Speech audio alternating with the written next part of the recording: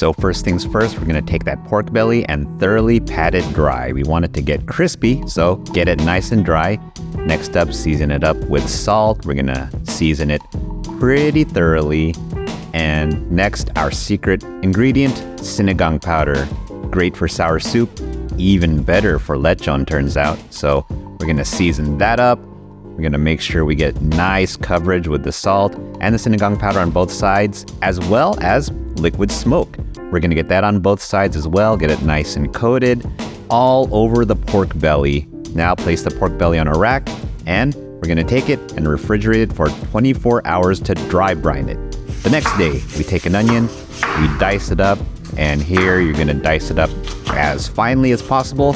I don't really have a great technique that I can give you. I'm kind of showing you here on video what I do, but if you have a better technique, go ahead and go for that. Just make sure that that red onion is nice and finely diced. And then take some lemongrass. I like to take off the bottoms and bruise them all around with a knife so we can release the flavor effectively. And then take a bunch of garlic. Don't let one go overboard. We're going to take those garlic cloves and we're going to smash them and mince them for maximum flavor output.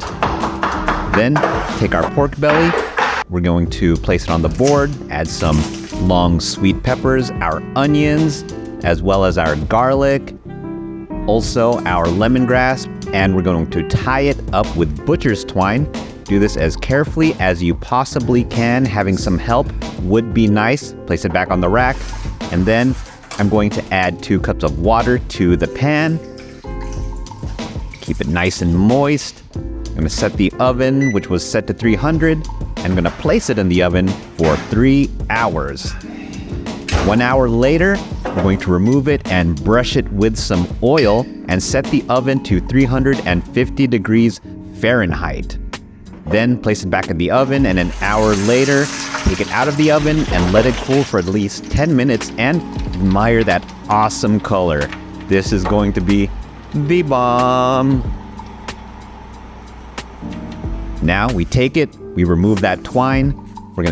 It's not tasty, so we're gonna take it off. We're gonna slice it up, and then once we have our slice, we're going to take that, which is so juicy, and we're gonna try it out.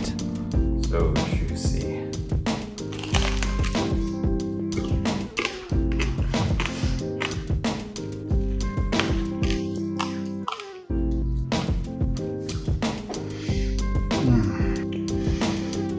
Turns out you can make this at home as well. Wipe me out.